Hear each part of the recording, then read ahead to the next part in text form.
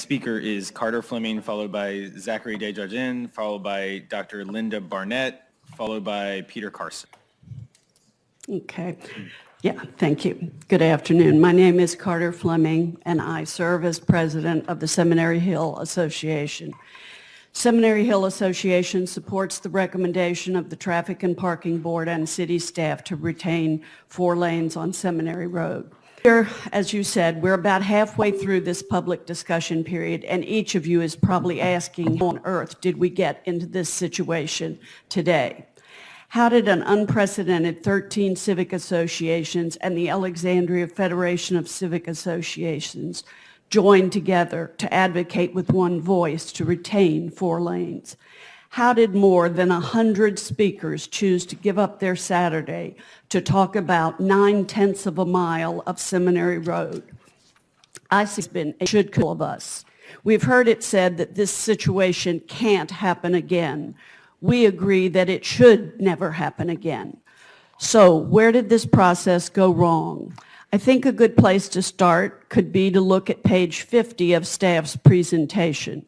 2 statements appear there that highlight much of what has poisoned the discourse over the last 18 months.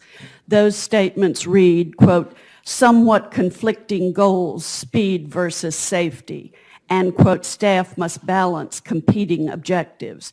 This distortion, along with the misuse of crash data for all of Seminary Road in order to categorize this very safe stretch of Seminary Road as a high KSI corridor, set up the false narrative of safety versus speed that continues today. Let me make this very clear. From the very beginning of this process, Seminary Hill Association has placed safety as our top priority.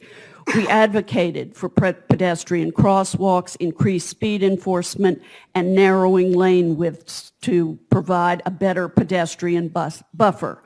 Our plan was ignored. No one from the 13 civic associations has ever said our objective is speed. City data shows that this stretch of Seminary Road is very safe and has achieved Vision Zero, which we all support.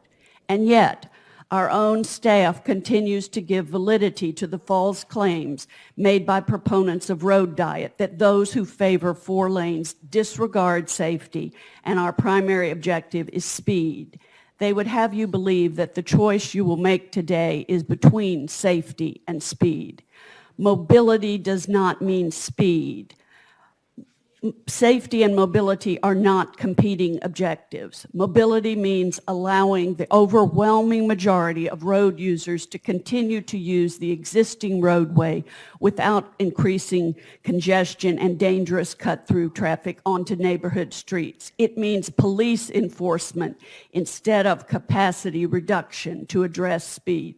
It means not taking away 50% of the roadway used by thousands each day to accommodate the estimated 1% of residents who can travel by bike. I think the statement that best illustrates our frustration with this process was quoted in the Alexandria Times from the head of BPAC. In that article, he stated that the process city staff has employed is a proven one that has worked well in the past, and then added, quote, in this case, it was marred by those community members who chose to be disruptive rather than contribute to a productive community engagement process. Those of us who have spent countless hours over many months attending all the public meetings, proposing alternative solutions that prioritize safety, and discovering studies that challenge the claims made about the success of road diets and the projections of traffic delays, only to have our suggestions and findings ignored, did contribute to the process. We did not mar the process. But if the usual process means that city plans are crafted only by special interest groups, then we are proud to have marred this process. Today is what true civic engagement looks like. We are average citizens from across the city who have responded. We are not supported by well-funded regional with ad-based social media presence and huge email lists. We are the people of your community. If the city truly values civic engagement, then we ask that the city's elected leadership listen to the answers your citizens have given you, even when the answers are not what the city was seeking. Thank you, Ms. Fleming. Next